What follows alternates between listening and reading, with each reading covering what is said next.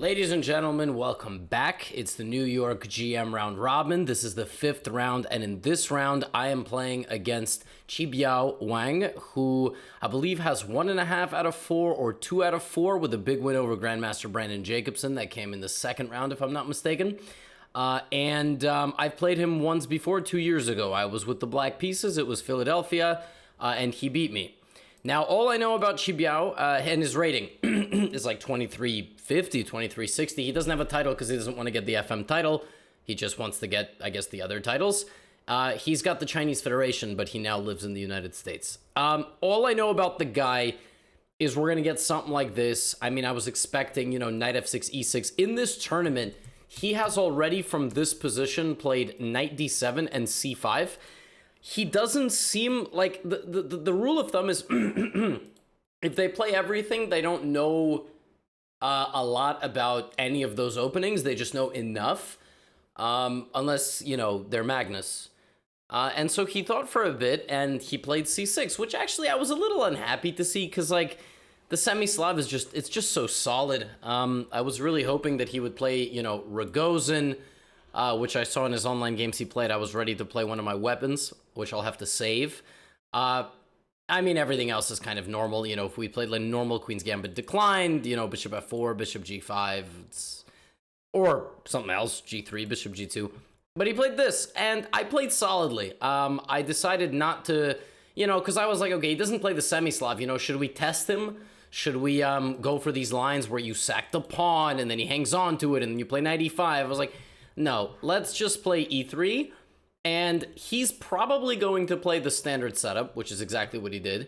We both castled, and I'm like, all right, b3, and like this, and we both did that. Now, you might remember I had this exact position before against Chris Yu in Las Vegas. Do you not remember that because it was so long ago? Fine. Do you not remember that, and you actually have no idea what I'm talking about because you never saw that video? You're a fake fan, and that's fine. Is there chocolate on my face? I ate a homemade Lucy croissant before I made this recap. Yeah, so I had this position before, and Queen e7 is considered the main line, and then you put your rooks in the middle. But he thought for a little bit, and he played rook c8, intending c5.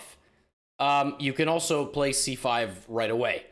I don't understand these positions a whole lot. I'm not gonna lie to you. Like these kind of hanging pawn structures, I mean, they're a total mess. And I was actually kind of happy to see rook c8. Now, normally you play rook d1, rook e1, but I did not want to play a position with c5. And I decided that right now I'm going to transform the structure. So I'm going to play the main move, which is what white kind of wants to accomplish in these positions, which is the move e4, just beating black to the punch and engaging in a big trade in the center of the board. I was inspired by Alexandra Goryachkina, very strong Russian grandmaster. She just played in the Russian Open kind of super championship, super final. She's the only woman to participate, and she won a really nice game that featured this exchange early. And then basically you play the 4 on 3. Okay, that's what you do. And you can play like queen c2, black will play c5. It's an equal game, but there's chess to be played. Then I remembered how I played against Chris Yu. And the way I played against Chris Yu was I played queen h4. However, the game was different because the major difference in position was the fact that Chris Yu did not play rook c8 against me. He played queen e7, rook d1, rook d8, this, and then queen h4. So the major difference is the fact that I already played rook d1, the queen is here, and black played rook d8 instead of rook c8. All right? In that game, Chris, you played this, and I went back. Now, in the game at hand, there's a difference in this position, and my opponent thought about it and played bishop e7. So that's kind of the difference. At the same time, black should probably fight back with c5. That's, you gotta fight back. And what I was gonna do here is play rook d1 anyway, bishop d3, maybe bring the bishop back. We would have these cannons of bishops. It's gonna be a great day. He goes bishop e7. Now, there's no actual threat to this move because anywhere the knight moves, I just move my queen. So what I decide to do here is I prevent the move c5. How do you prevent the move c5? Queen takes h7, check. That prevents the move c5. Yes, it also loses a queen, but it does prevent c5. You can play c5 yourself, and now there's no c5. But that's not a very good move, because you just completely surrender control of this. Although it's an interesting move. It's actually not the world's stupidest move, because this bishop is just totally out of the game now. It's actually not a bad move. But I really didn't want to just give up the d5 square. So I played rook d1. Rook d1 prevents c5 because there's a discovered attack, and after queen c7, this is just not what black wants. Like, that's not where the pieces go in this system. It's just not. And I knew I was getting the upper hand. So now I played a move, which obviously makes sense, which is bishop d3. I don't have a threat, but he can't really move so easily. And I figured he would play h6, which he did. So now that pawn is no longer on h7. There are still no real attacks. But now I have to figure out what the hell is next. So I know c5 is coming, right? So I had three choices. Rook e1, knight e5, and just sliding back to h3. Just out of the way of the bishop. Let's see what happens. Like, let's say black plays like, rook d8 or something. We have to find a way forward now. So queen h3 is actually a really tricky move because it sort of prevents c5 because I can play d5. Like, this is the major point. If I can play d5 against c5, then I'm going to be in good shape. I did that against Chris Yu. You sack the pawn, you open the bishops. Every piece white has is in the game. Literally every piece. Every single piece white has is playing. And after something like ed5, white wins by taking and playing this.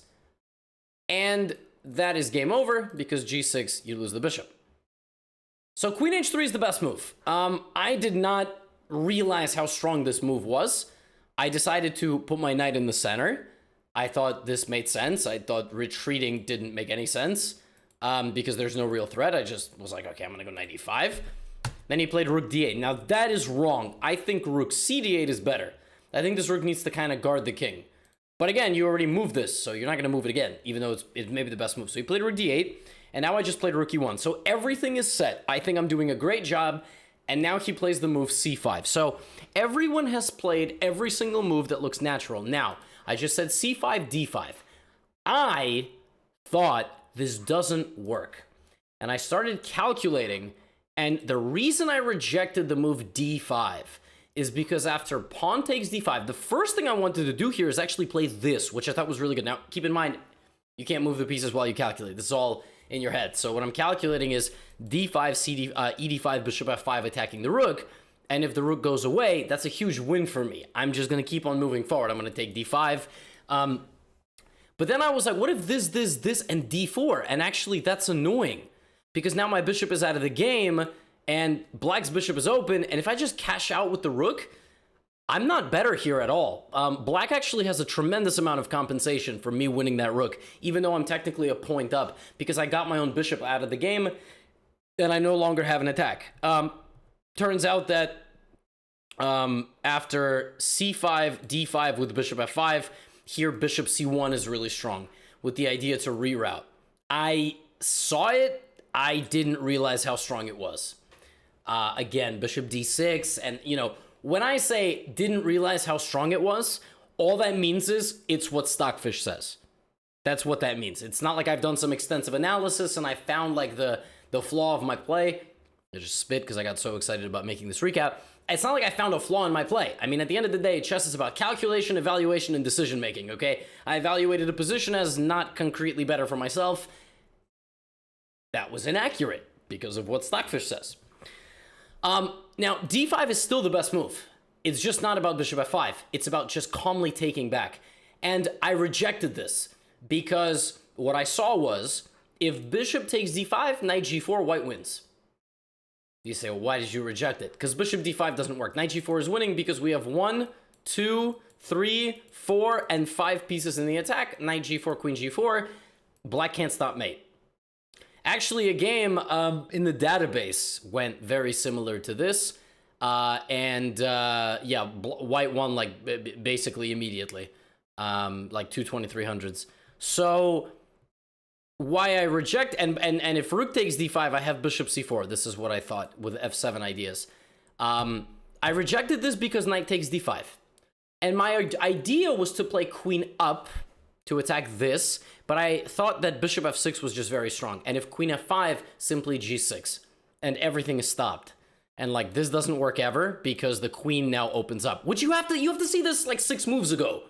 Okay, so it's easy when I'm putting it here, but you have to visualize this. You have to visualize the whole clearance of the pawns.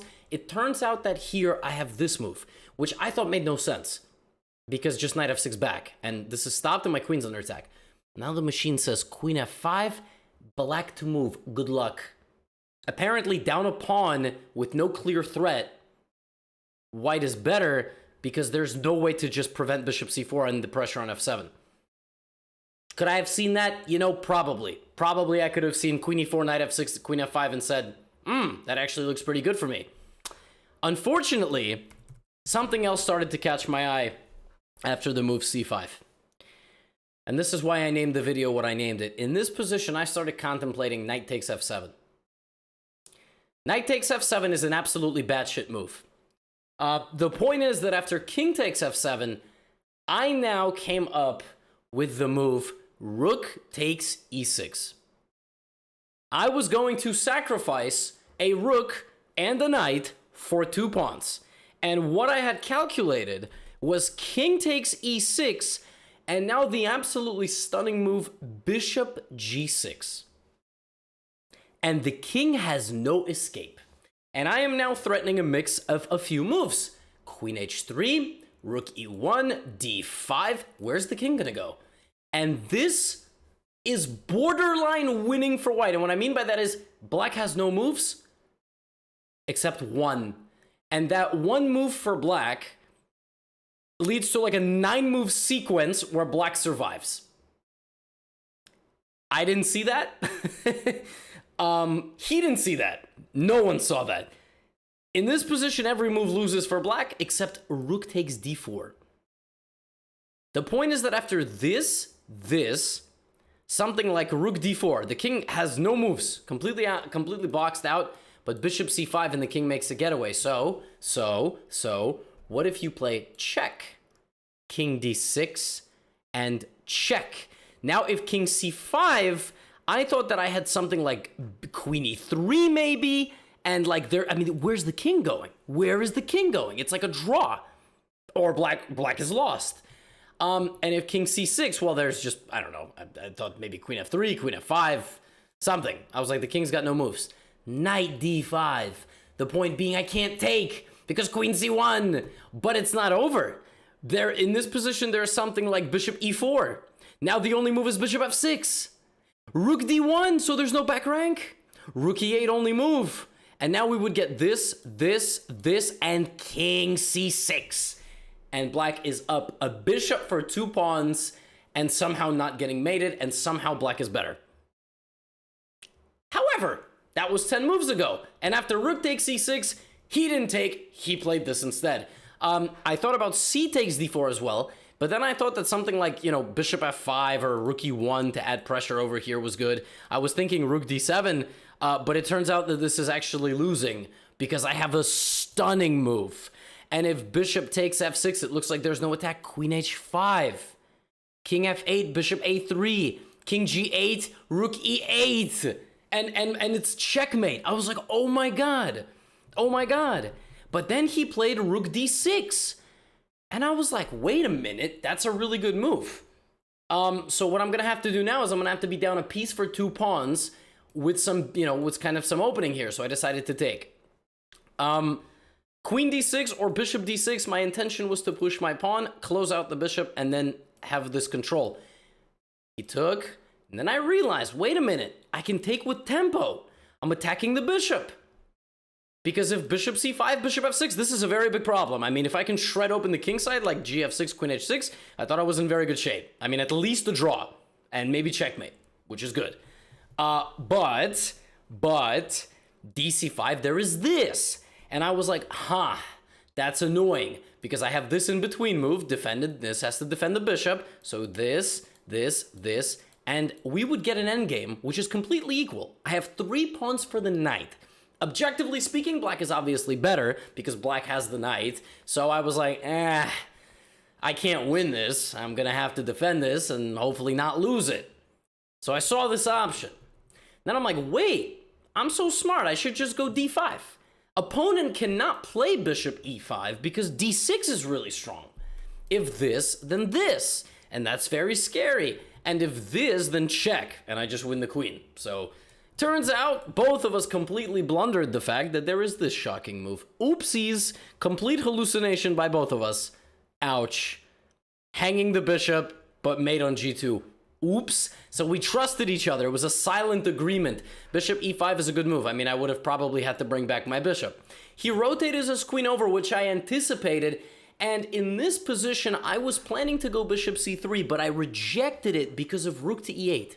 And somehow my idea to play rook e1 just doesn't work at all because he just takes. And I was like, oh, it's a rook and knight and bishop for a queen. I mean, of course I'm lost. I mean, if I have to play like this is a terrible position. But it turns out that I don't have to play rook e1. I can play bishop f5 and try to go here, which I also rejected because I thought queen e2 was very strong. But I have this.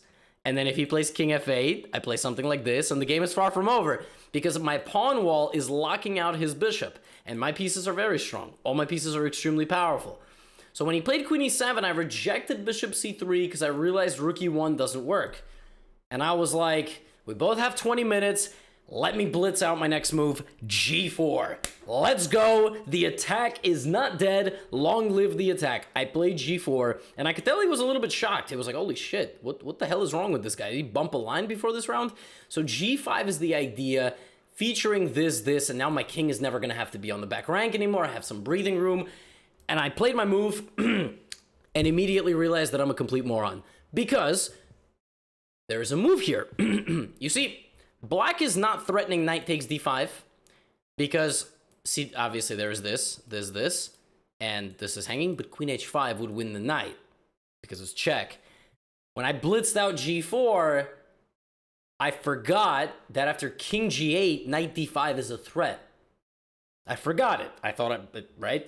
That's the whole difference. I was just going to keep going full steam ahead. But there is just simply knight d5. Like, if not for knight d5, then, I mean, my attack kind of continues a little bit. I mean, it's still losing, but... so I was like, oh, crap. He's going to go king g8. I don't know what I'm going to do on king g8. And then he's thinking, and then he's thinking, and then he's thinking, and he's thinking, and he's thinking, and he's like thinking, and he's thinking some more. And he goes down to 9 minutes. I'm like, does he not realize that king g8 is just like really strong? Maybe he thought that I would like get in with my bishop, the same problem. But queen e2, I was going to go here, rook b1, rook b... And I was like, maybe, maybe he doesn't like this. Maybe he thinks that this is... But no, this is lost for white. So he played this, trying to trade. And he thought that rook e1 doesn't work because bishop takes h2. But he blundered. He blundered that bishop h2...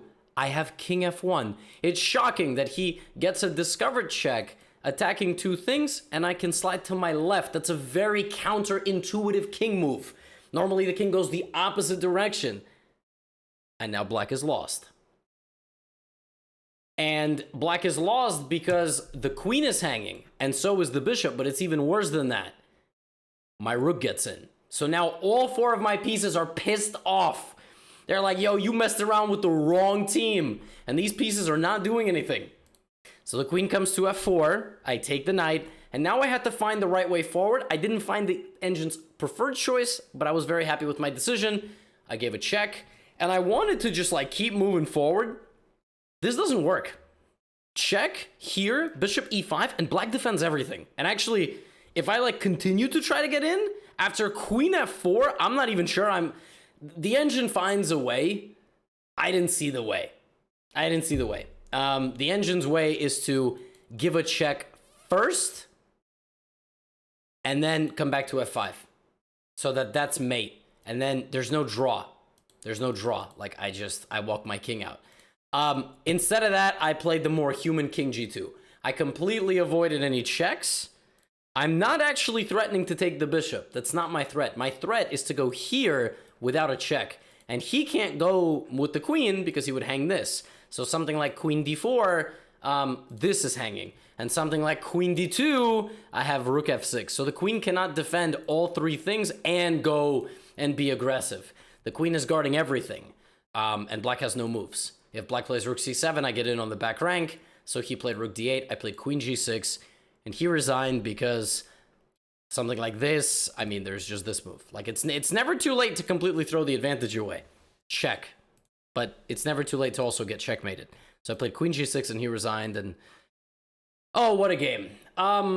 You know, do I feel good about winning? Absolutely. I mean, you can't, there's no way to sugarcoat it. I mean, I feel great that I won the game. Do I feel great about the way I won it? No, absolutely not. No. I played very well. I actually played like all the best moves, and then I should have trusted my gut. Even if I didn't see something concrete, this is the exact way that I played against Chris Yu. We've been here before, but I build my experience in the kind of position that can arise from this opening. Now I know that for all future situations, d5 is a very, very important thing to consider. And I almost pulled off the coolest double sacrifice of all time with knight and rook. And then, you know, maybe if we got to this position, he wouldn't have played rook d4, and I would have won the game. So we're in third place after 5 rounds. We have 3 points out of 5, and we're just going to keep it moving. I'm feeling good, and I'm going to go have some food. So you can check out my courses. Everything is 33% off. Use code New York. I'll see you for round 6. Get out of here.